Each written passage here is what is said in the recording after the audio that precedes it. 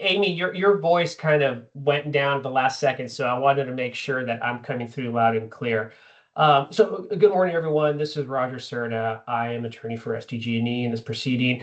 Olivia Samad was unable to join us, so I'm going to go ahead and lead us during the second meet confer in rulemaking R2509004, which is the order instituting rulemaking to enhance demand response in California. I think at this point, the SCE team yesterday circulated a draft of the joint pre-hearing conference statement along with the attachments. And I think the purpose of today's call is to make sure that folks have received the draft, that their responses are accurately captured in the attachments, and then we want to review the form itself to see if we can get everyone's approval or authorization for Edison to file it on Tuesday, because there's going to be some work on their end to just get everything compiled and just the logistical hurdles just to get everything ready for the filing on Tuesday. Give me 1 second. I'm getting a prompt here. Okay, Do you so want me to share my screen? I can give you. I can show a copy of the statement or whatever. Just let me know. Yes, Amy, before we do that, and yes, I was going to ask you to share your screen with the pre-hearing conference statement, and we'll go through the various attachments to make sure that no one has any issue with it. I would ask. I think last time we had all the participants, instead of doing roll call, if all the participants could just identify themselves and the party that they represent in the chat, so that we have that record. And I'll go ahead and do it for myself first to kick us off.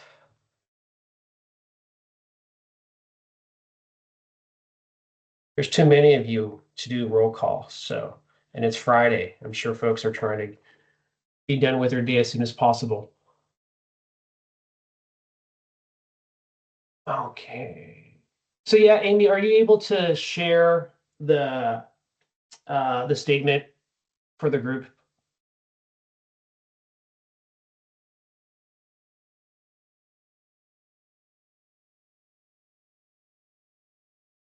Okay.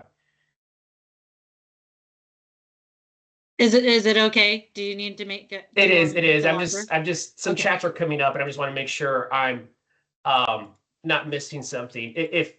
If folks ask a question on the chat and I miss it, I apologize. I got a couple screens up, and sometimes it's hard to coordinate, to multitask.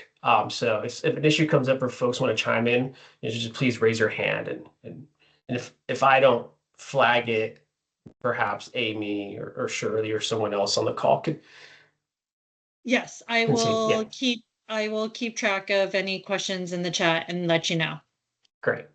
Okay, so why don't we scroll down, Amy? Let's go to the language that has the description of attachment A. I kind of want to go through the attachments, make sure everyone's comfortable with what's being submitted, and if they identified any issues in the attachments, that's probably a good place to start.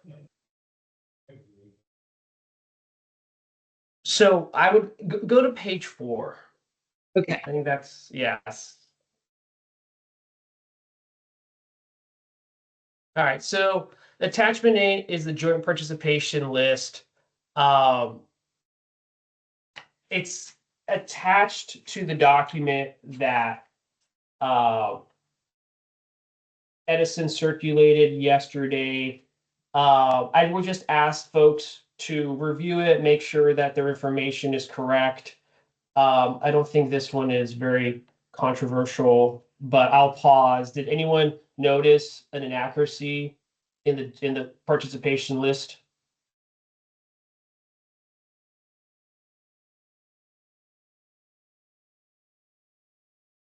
Okay, seeing none, we will go to attachment B.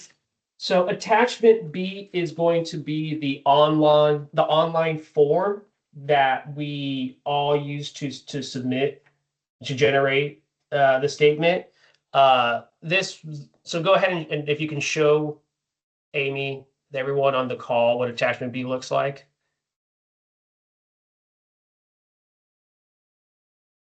So it's just the form, just so that the ALJ and the commission can see the template form that the parties filled out. I think that's pretty straightforward.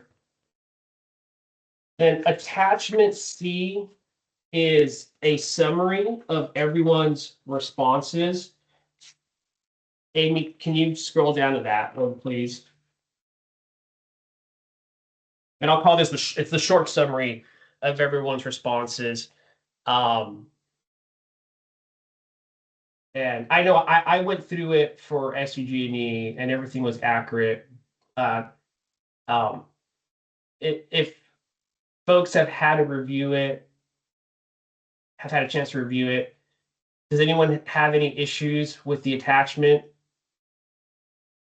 I would also like to note that this Excel does not include the submission we received from United, Advanced Energy United. So it was only for the parties that filled out the online form.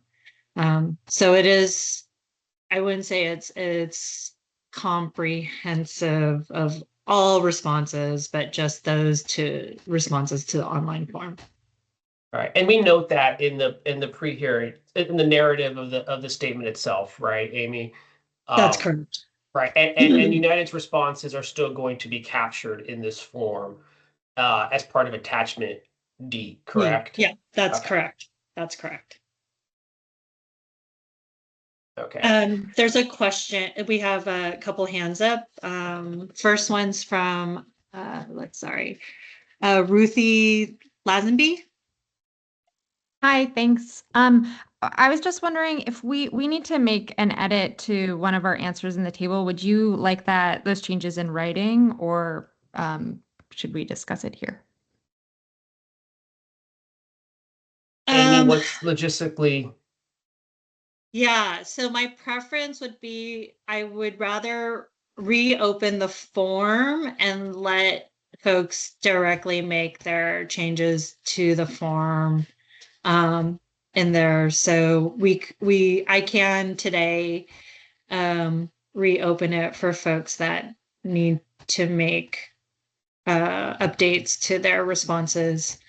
Jesse, I know you tried that feature. Can you explain how you were able to go back and make changes to your form when it was open? I'm recalling, hi Jesse Presley. There was yeah, once Amy reopens it, there was at the top, maybe towards the right, there was like a edit my response or edit form link. I'm not looking at it now, but there was a pretty clear near the top of button to edit already submitted responses. It was pretty straightforward.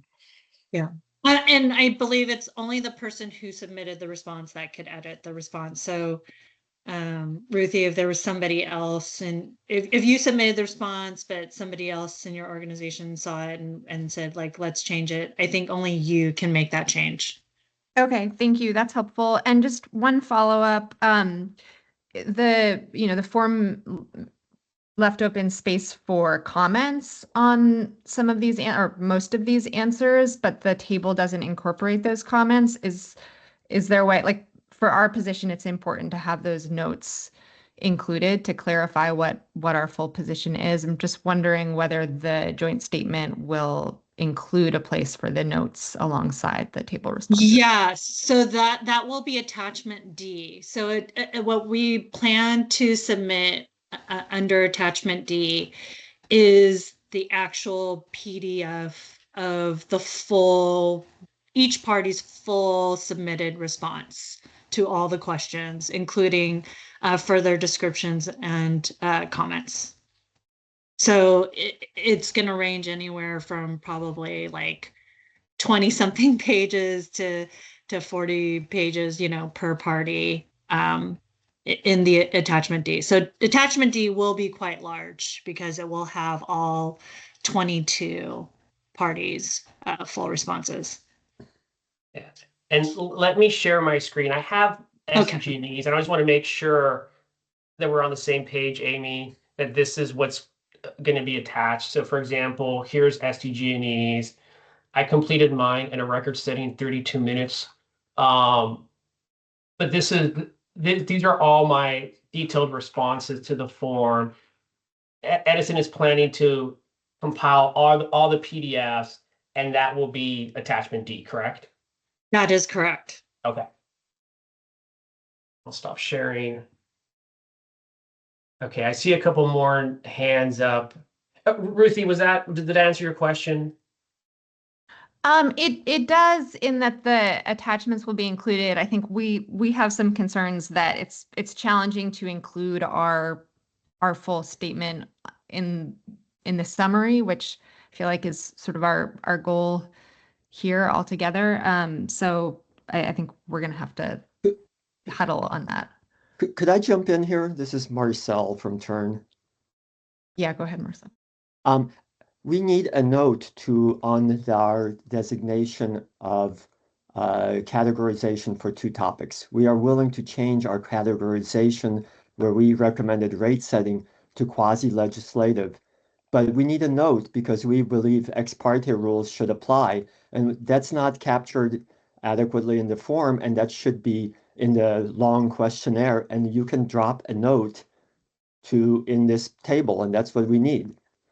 Because your questionnaire does not capture the possibility of quasi-legislative with ex parte rules applying.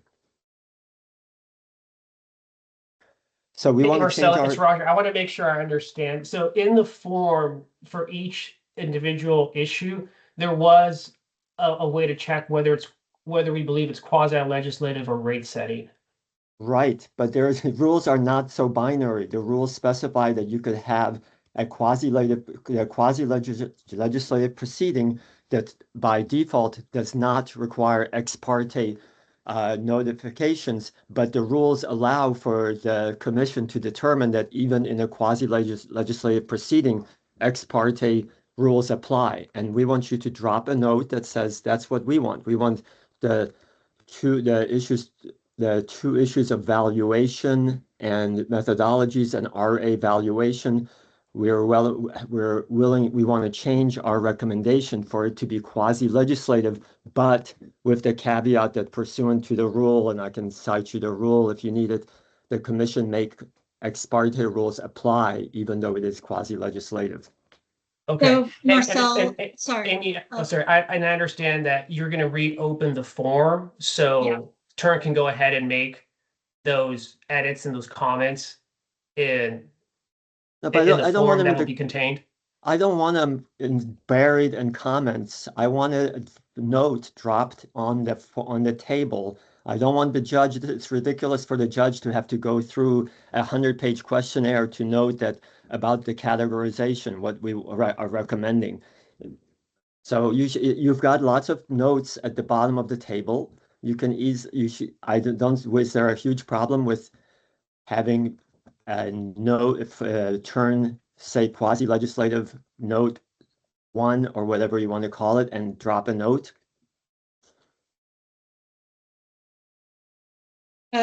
Okay.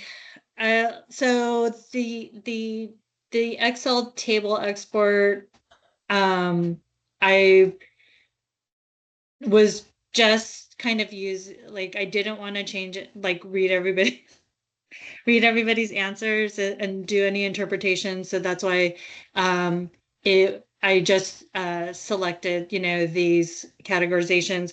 I do think though, Marcel, if it's going to go in the summary table, it should also be described in the question itself. So and I just have it as up the template up, but under resource adequacy evaluation, you can click both boxes or one or the other or neither.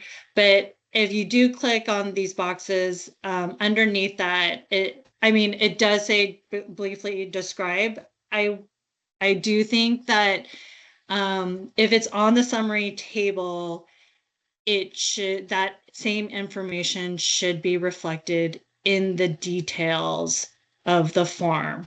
So I would ask that if parties are going to want to add additional descriptors to the summary table, that information also be within the details of their responses. We have no problem with that. Okay. As long as that detail is reflected in this summary table. Okay. So how many other, are there other parties that also have those types of changes that they would want to make to the summary table? And also, you know, the summary table's quite small. It is a lot of information that I tried to fit on one page. So, you know, anything that's gonna be additional footnotes or something, like we'd want to, I think, try to limit it as much as possible for the ALJ's benefit. Hi, this is Cassidy Hendren. If I could jump in real yeah. quick. Sure. Just echoing, you know, that statement that a lot of our issues are kind of buried and will be buried in attachment D. I think for us, it's very important to generate something like the summary table for all of the additional issues that were allowed on the form. So, you know, I think maybe including something that encaptures columns BD, BK, BR, BY, and CF in your detailed response Excel sheet, along with, you know, whether or not what categorization, you know, and whether or not we consider this, the issue can be folded into another of the preliminary issues or a standalone issue, just like some kind of summary that encaptures that for the parties would be very beneficial.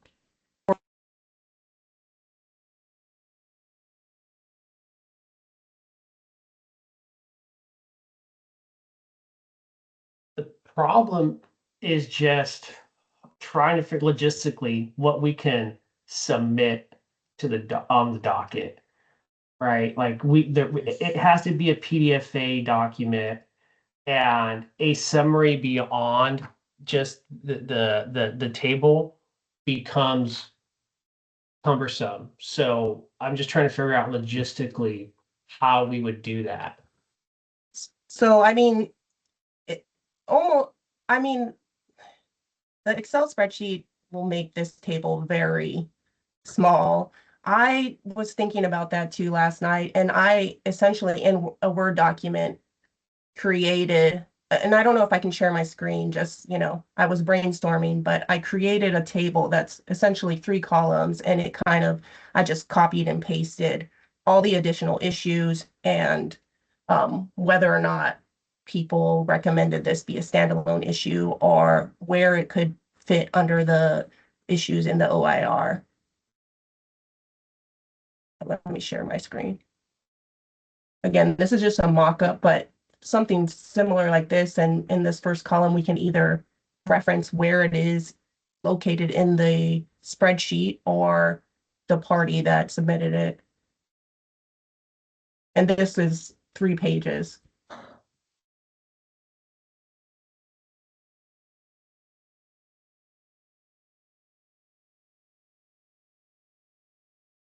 Can I jump in again? I don't Sure. I mean, just at a high level, I mean, I'm trying to think about what is useful for the ALJ. And I appreciate that you've done this really cool thing with the questionnaire that flows into this table. And it's, you know, it's a very interesting and innovative thing. But, you know, for the ALJ, I presume the main question is, are there any disputes about categorization or about scope that I need to know about? You know, for this table, with respect to, for example, category, there are only a couple of places where there's anybody's actually disputing. So it seems like the main, you know, an alternative would be just to highlight everybody, say everybody agrees about the categorization except these, whatever, 2 parties disagree on these issues. And, you know, for us, it would be There are a couple issues where we believe ex parte rules should apply. On the scope, I mean, I don't think anyone disagrees except maybe one party about any of these issues that are that are the topics listed in the scoping memo. So I think that I think was that Jane speaking? No, I'm sorry. Who was that just speaking? That me, Chastity. Yeah, I mean, I think that is practically speaking, that makes a lot of sense rather than submit 115 page questionnaires where for the judge to look through to see if there are any disputes on issues, to create a table that just highlights, are there any additional issues mentioned by parties within the suggested for the scope that are not contained in these? And is there any dispute? I mean, that's really what the judge needs to know.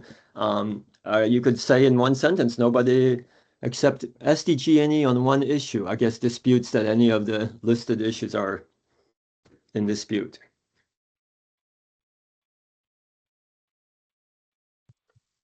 Yeah, this is Jane from UCAN. I'm sorry, and I just was wanting to support Marcel, but also maybe a second page, just like what Marcel is saying, highlighting the turn. That's a specific issue for turn that they want to bring up, and like UCAN said maybe 2 evidentiary hearings, so we would maybe want that depending on what issue gets scoped in. But if each party has, like what Marcel is describing, a standout issue, that would be on the second page of that attachment. I think that's C, word Excel spreadsheet, but simple, you know. Amy, can you project attachment C again?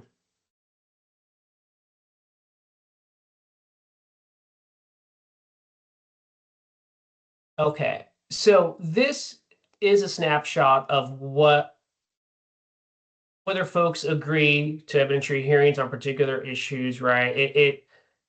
It shows whether parties agree or disagree to the issues that are in the OIR, whether they're in scope or not.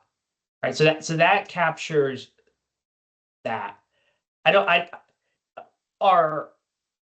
Chastity, is what you're saying that there should be another table that identifies the additional issues that folks are suggesting be included into the scope of the proceeding? Yes. Specifically additional issues that don't fit under the issues identified in the OIR and on your form. Amy, is there a way to get a second page that extracts the additional issues? Because the additional issues were questions that were answered in the form. Would we be able to generate a page that has those?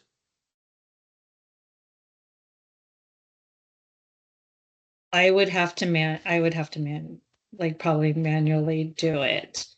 In right, the Excel, because I'm a little confused. I don't understand why we can't just pull out those particular columns that in the Excel spreadsheet under the detailed responses tab, there are 5 columns that list at least like a brief subject heading of what the additional issues are.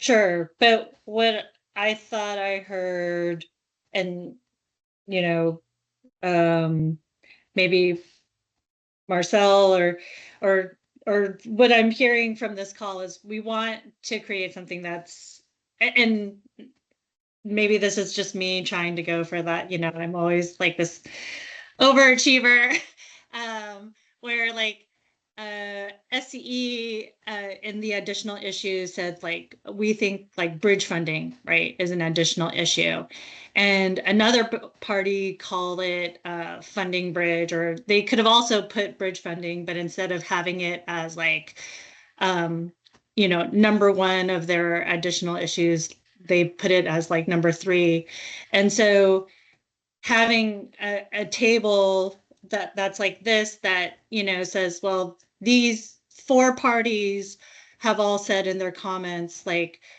as an additional issue, bridge funding should be an additional topic.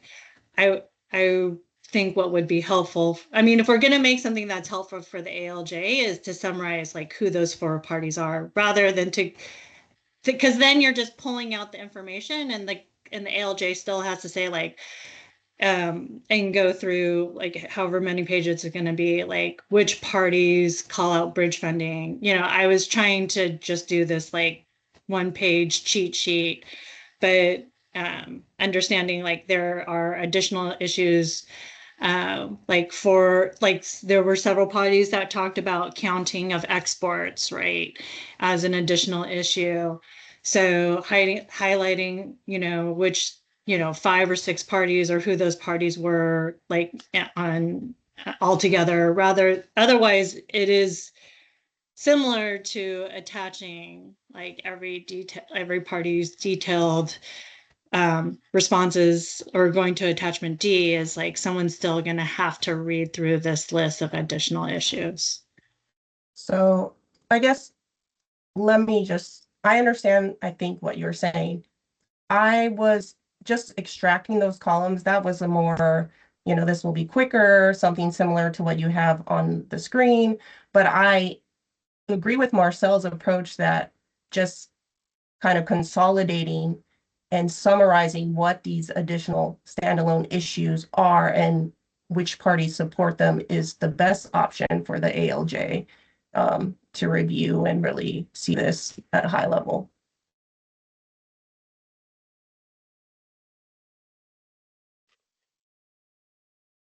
The only issue I see with a discussion of the additional issues is I think the form would only captures what additional issues folks are proposing. The form didn't capture what other parties' position was on those forms. So on those issues. So for example, if Turn had a specific issue that they added to the form, I don't think the form would have allowed us to respond or comment as to whether we agree that an additional issue should be in scope. So I think the most we'd be able to get out of an additional page is just, okay, these are the additional issues that folks have identified. And I'm fine with that. But not like a tabulation of like, and these 5 other folks agree and these 3 other folks disagree. And I'm fine with that. Just a list of proposed additional issues for the ALJ. I I'm gonna actually argue- would Roger, say, I'm sorry, Roger, just and I know the Tesla representative wants to speak, but I want to be practical here. And I want to point out that there does need to be an indication of parties who oppose another party's additional issues. And let me just identify the SLAs as one that has been brought up in which I know other parties oppose and mentioned their opposition. So it's not a simple task. It's a lot of work. And I am going to point out that the ALJ wanted this stuff filed Tuesday. So I don't actually think there's time to try to create something that's going to be useful and fair beyond what Amy has done. I'm also going to ask if there's any prohibition on a party filing an additional document that addresses their additions to scope, because this document could be sent in to the CPUC's e-filing system and the judge, and then other people could file their own statement about their additional issues. That's the only way I see this getting done in time for a Tuesday filing. Thank you for listening to me.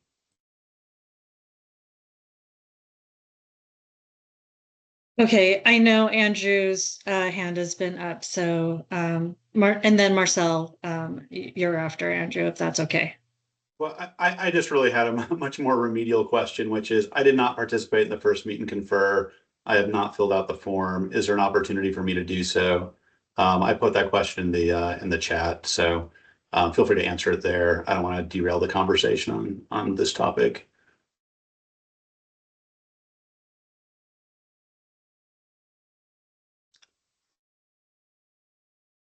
I'll have to think about that, Andrew. I mean, yeah, I know I'm going to be reopening the forum to allow parties to make adjustments to their responses, as requested here on this call. Reopening the forum, I cannot prevent parties from submitting responses. But, again, I think it goes to this being a joint statement. Anything that's entered late, I don't know, parties, I guess with the other two, I don't know if that's something that the other 22 parties, everybody's going to want to make sure that the final version is what's filed, and because that's what they're authorizing or approving SEE to file on its behalf. So yeah. So I'm sorry, is that you're Sorry, reopening the form? You're reopening the forum anyway, so I don't know. you can't prevent me from Roger, submitting a or response, Charlie. so I should, or sorry, Well, just to be clear. This is Roger. Amy, so if he tries to submit the form, maybe it's that we can't guarantee that the export Excel captures everything. But if he also submits a Word version, kind of like United did, we'd attach that to the PDF, so at least their responses are captured in the report. Okay, Does that sound fair? that sounds fair. Okay, so I should just create the Word version of the questionnaire and send that over. Is that? Yes. Yeah. Okay, Do you gotcha. have that Word document that was sent with the email on 11/26 to the service Yeah, list? I should. Okay. Yep.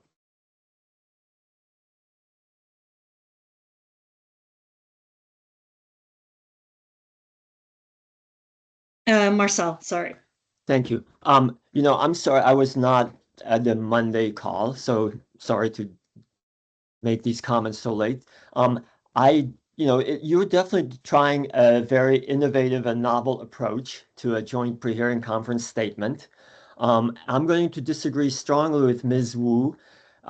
Yes, it takes some time, but almost in every other joint pre-hearing conference statement, exactly what we're suggesting has been done. You list, here are the additional issues, and whether, let's say, the issue is counting exports, and then here are the parties that recommend this be in the scope, and here is a list of parties who oppose that, and that's it. It's a bit of work, but it's not a huge amount of work, and it's actually something we could have done in one of these meetings. Quickly go through and say, list all the issues and who's opposed to them. I recommend that you. I mean, I think this is what you have is good, aside from, we do want our footnote about we want to change our categorization recommendations and add a note. But I think you should write a note to the ALJ on Monday and say, because of the large number of parties and trying to make this useful to the ALJ, we would like until Friday or whatever to submit the joint pre-hearing conference statement. I mean, really, you got to think about what the ALJ, what's useful for them. Going through 120, 115 questionnaires when they've already read the comments is totally not useful for them. So let's give them something that would highlight where are any areas of dispute concerning the scope or the categorization or the need for evidentiary hearings. And I think you could simply add, as was recommended, a table with the additional issues in the scope and list the parties promoting them and list the parties opposing them, and make a few small addition. And, I would add some text on each of the, say in the text on, go through the topics identified in the ruling, and for categorization, say almost everyone agrees except for blah, blah, blah. So that'd be my recommendation. As far as, yeah, I'll stop there. So this is Shirley, Marcel, and I've done a bunch of these. The problem here is Yes. there's really not enough time, even with Friday. If he put the PHC off for a month and gave us 3 weeks, we might be able to do it. But it takes a lot of time, and this is early in the proceeding with more parties than you usually have to deal with. Even in a settlement with 12 parties, it usually takes months to do what you just described, which produces a better result. No, I've done a lot of these, Marcel, Shirley, including I with have too. your That is, it does organization. I not take just months. don't think we've You could, got the you could, time. I'm sorry to And each interrupt you, but you party could should put their circulate a own document document. in. You could circulate a document where everyone could list themselves whether supporting or opposing an issue. It would not take more than a few days. It's gonna be a while, because what you're doing is you're putting a big burden on Amy and whoever helps her to come up with a description that people are going to agree with. And at this point, I sort of expect a number of parties to not be happy with the description unless it's exactly what they said. So I don't think this is going to be easy, and I don't think it's going to be quick.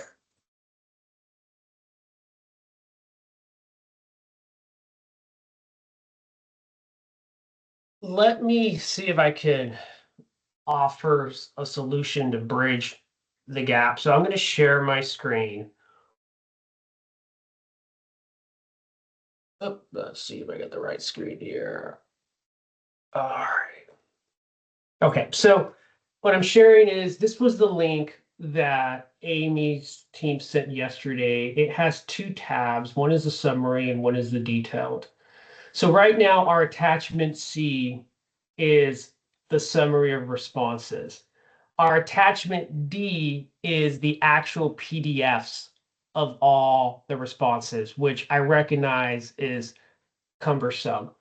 What if we were to email to the service list, including the ALJ, this detailed response spreadsheet?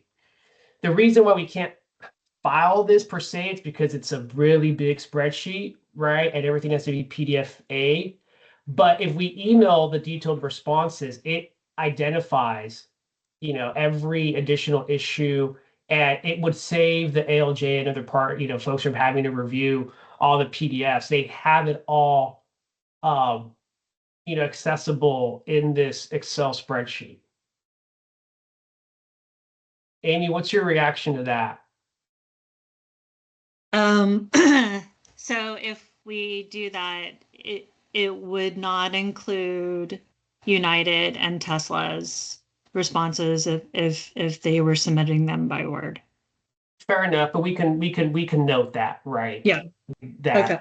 the comments of these 2 parties aren't reflected here, and we could, point them to the form. But for the large number of parties, this detailed response captures everything. Like for me, the detailed response is actually what I've been going to. It's helpful, right? It has everything, and it has the additional issues.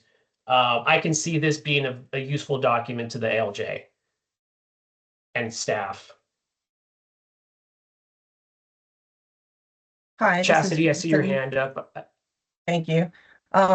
So I do agree that that tab is helpful. I would recommend that there are several columns further down that can be deleted just to shorten the tab where there were no additional issues or statements made.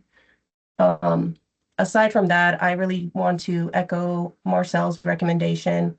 I do think that providing a higher level summary of additional issues and party positions would be beneficial. And if we need the additional time to do that, which I think can be done,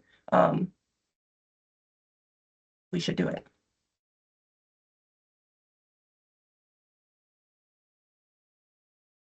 Okay, so up until this point, I have been solely the one doing the online form, putting together the questions. Would another party here be willing to create a separate form, or like take all of these additional issues and create a form? I just have limited bandwidth, and I would not be able to do this or what's being asked.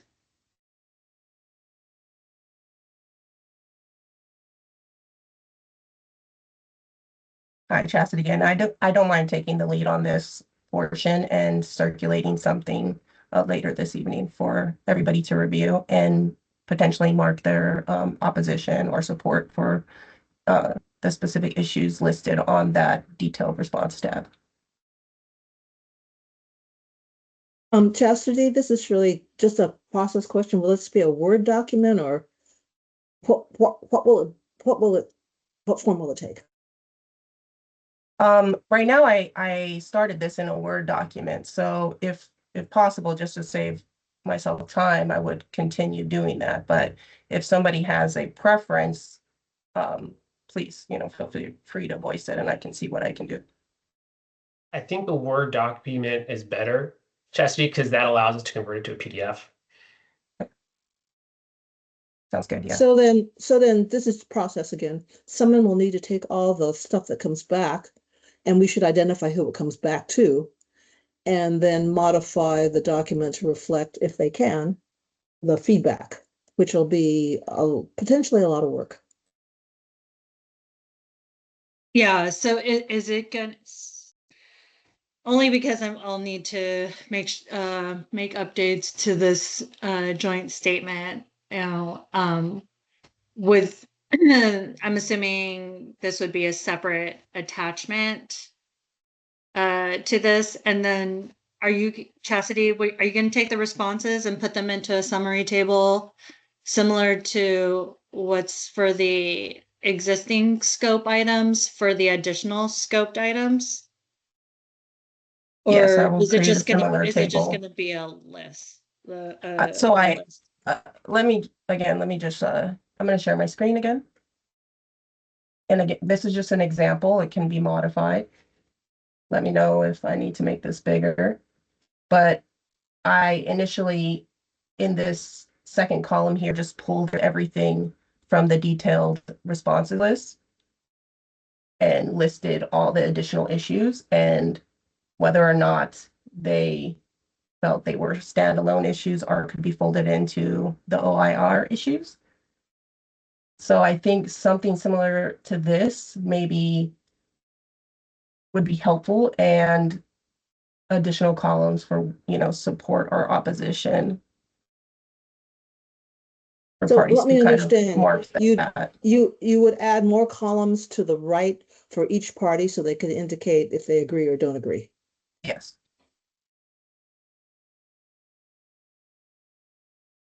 And what is the So- location call? Oh, sorry, go ahead, Shirley.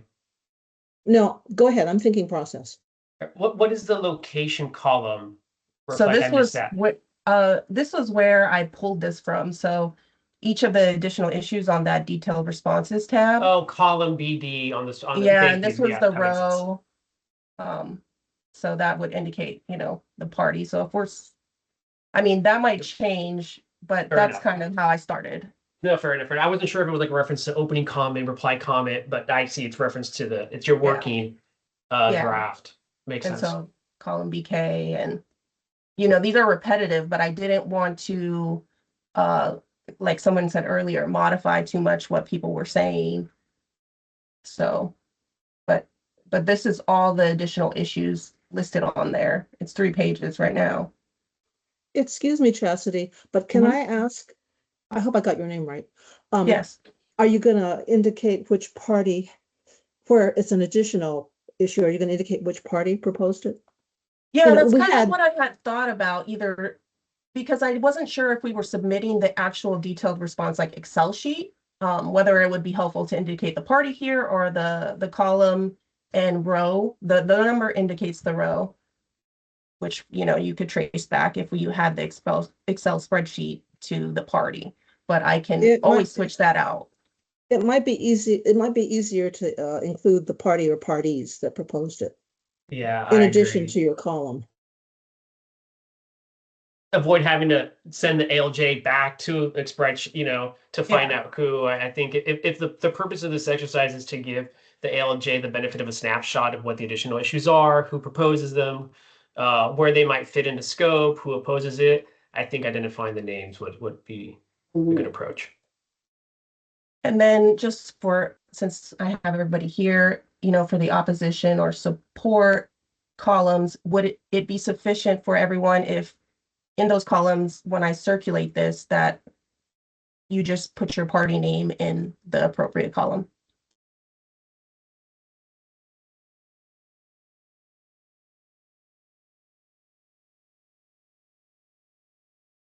So is this going to be like Oh, online real-time working? Like, are you putting this on a SharePoint that, or like a I mean, I can send Google this out Doc? to the service list and people can just send me back their revised, their positions, and I will consolidate them.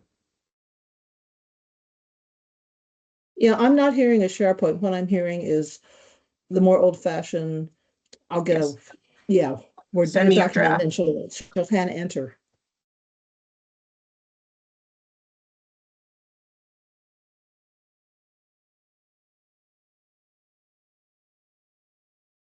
So each party would probably want to see your finished product just to double check it and make sure Yes. that they were, yeah, so that requires time. But again, these additional issues are I'm pulling them from the detailed responses tab. So it should be fairly quick review because you have to input them yourself. Yeah, I'm seeing one or two that I don't quite recognize. And I need, my SME is not on the call, so I'll need to have her involved. But we will definitely not be able to get this done by Tuesday. So somebody's going to have to see if the ALJ will give more time.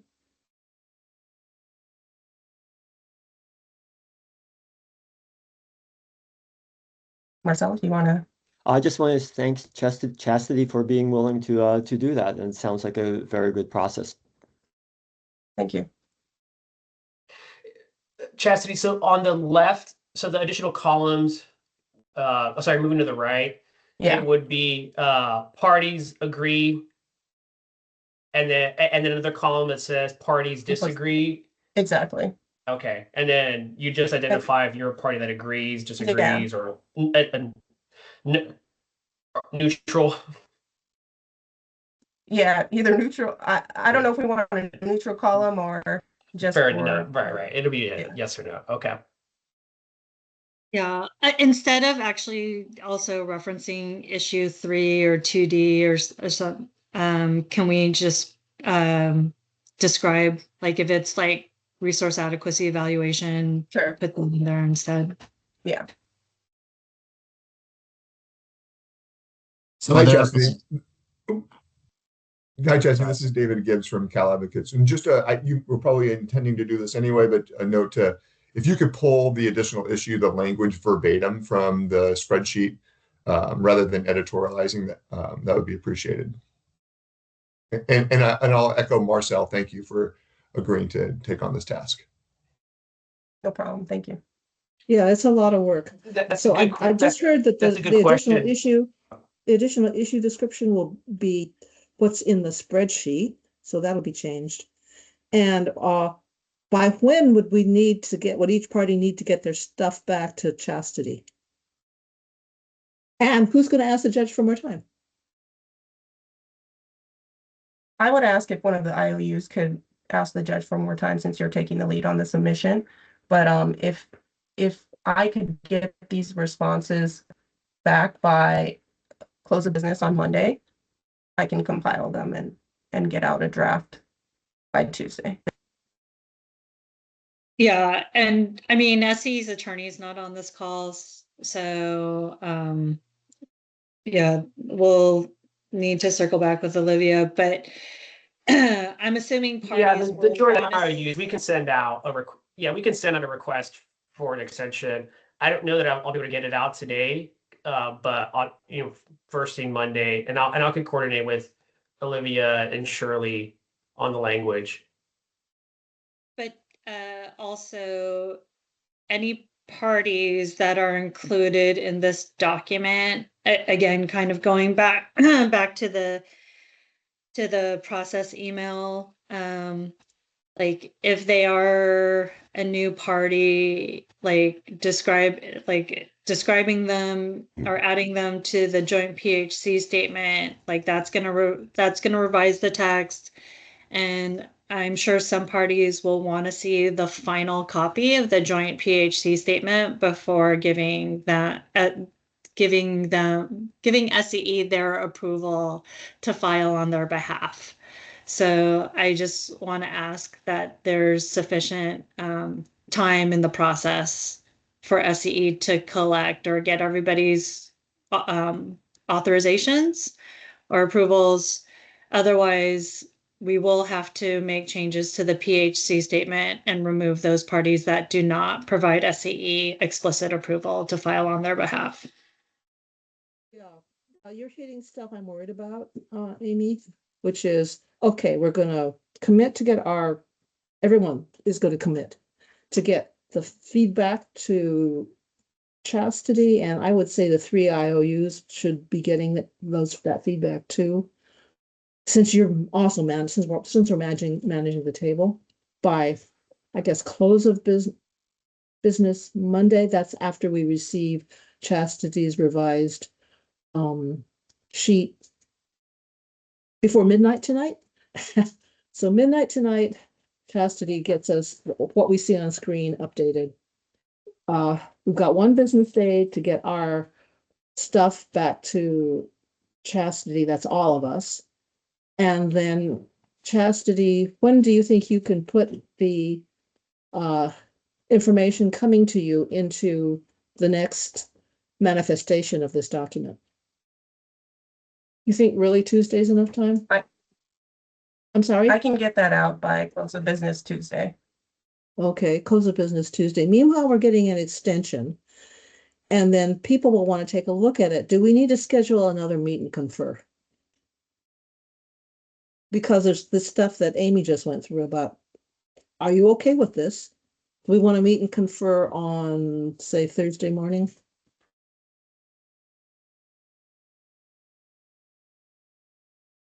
I'm fine with that. Next Thursday? Yeah, and I'm leaving a little room in case there's a little bit of slippage, which is why I was thinking another meeting for next Thursday. Okay. Sorry, I'm just doing my plan B. Assuming we don't get an extension from the ALJ on this, can we all agree to exclude this table then in order to make the Tuesday filing deadline? What do you mean by this table, meaning which table? Well, a Chastity's additional table. Thank you. I would say to substitute that table again, I would like to, and I don't think this should take much time to compile or extract the columns. There are 5 columns that list all the additional issues that each party presented, and to create a summary sheet like you did for that like the initial responses. This is Shirley. I know Andrew's got his hands up, but Chastity, we're assuming we get the extension. If the judge says no, it's as if we didn't get it. If we didn't get it, I don't know that your sheet would be able to go in, because not everyone would be able to go through the process to agree. I'm not saying that if we have the time that we couldn't. I'm just saying that we need time for process. So I'm saying to pull your Excel sheet that you have already presented to us, to pull the responses from there and create a shorter summary of that, eliminating the detailed explanations of the additional issues, and just list the additional issues made by parties in those responses. This is Roger. Another approach could be, if we don't get the extension, we file the joint statement without this document, without this attachment on Tuesday, but then we file a supplemental pre-hearing conference statement that includes the attachment that has been worked out, reviewed. I don't think the ALJ is going to be opposed to receiving information that's more helpful and facilitates the PHC. So we can submit without it on Tuesday. We don't get the extension or we don't hear back. And then, we can put a note that we're working on an additional form to provide the ALJ the ability to facilitate the pre-cure conference, and we'll supplement, and we can supplement it by the end of the week. I agree with that too.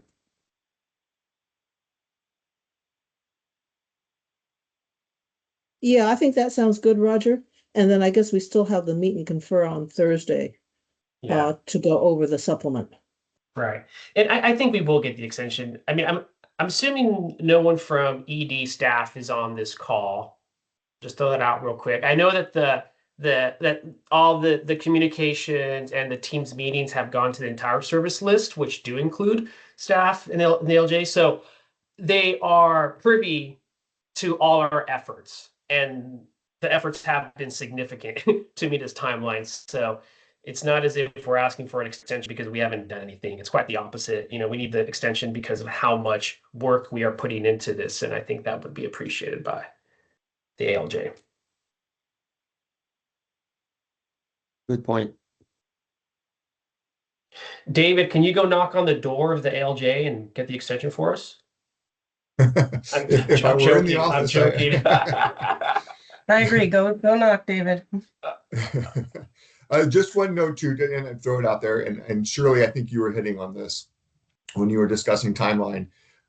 Cal Advocates, and I'm sure we're not alone, will need time for some review of this document by upper management prior to giving a final approval. So I know we're working on super tight timelines. I will inform our upper management that this will be coming, but I wouldn't be able to independently give that approval without their eyes on this doc first. So just throwing that out there. Appreciate that, David.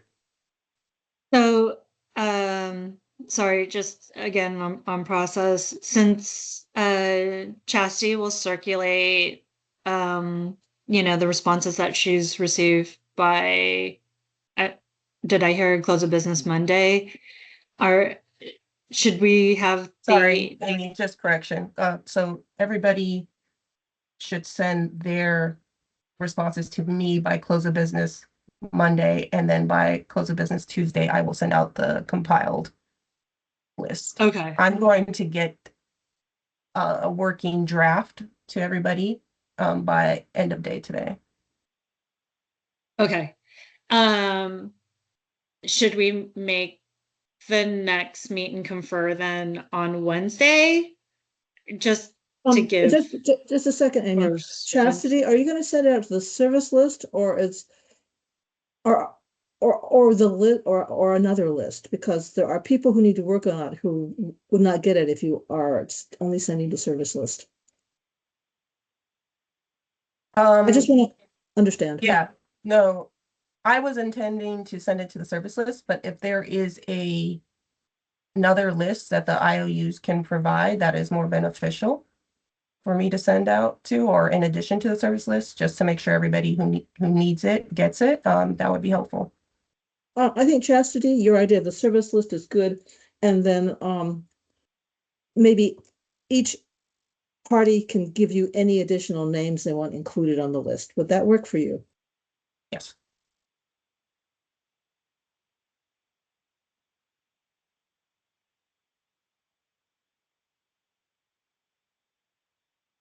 And then with respect to this follow-up meet and confer Wednesday versus Thursday, does anybody have a preference?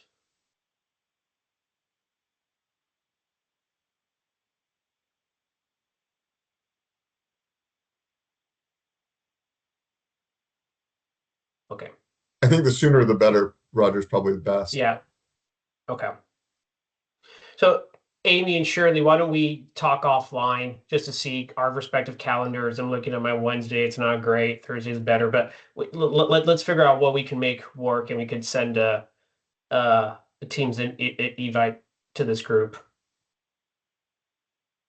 Okay. To the service list, I mean. But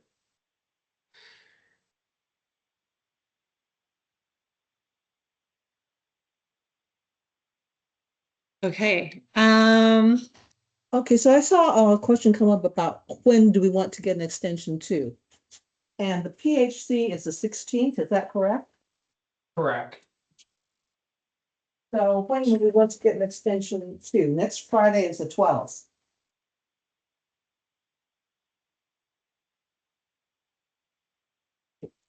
So there's really not much time for a longer extension unless you want to ask for the 15th, the day before the PHC.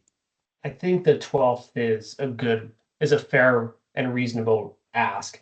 The ALJ might say no, he wants it sooner, but if he does have it by the 12th, that gives him Monday, the weekend presumably, and Monday or Tuesday to look at it.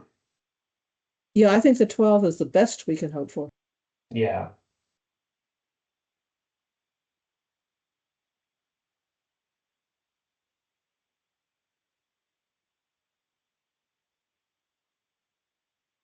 Okay. Okay, and just separately, I just want to let folks know, I'll reopen the form.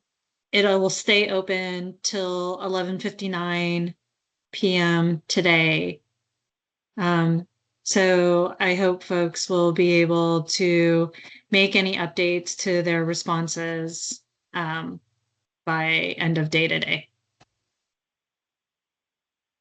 Thank you. And sorry, this is Megan Myers. A quick question. If what we submitted already is fine and we don't have any changes, do we need to resubmit the information or we can just leave it as is? You can leave it as is. Thank you, Thank you. Megan. Chastity, can you provide your email to someone who can maybe get it out to everybody? I'm going to put it in the chat right now. Thank you. Okay. Well, thank you, everyone. Appreciate the input and the coordination on this. We will be continuing to work and we'll get the extension request email drafted and sent out to the LJ. Thank you so much. Okay. Thanks, Thank you, everybody. everyone. Thank Have a good you. weekend. Thank you.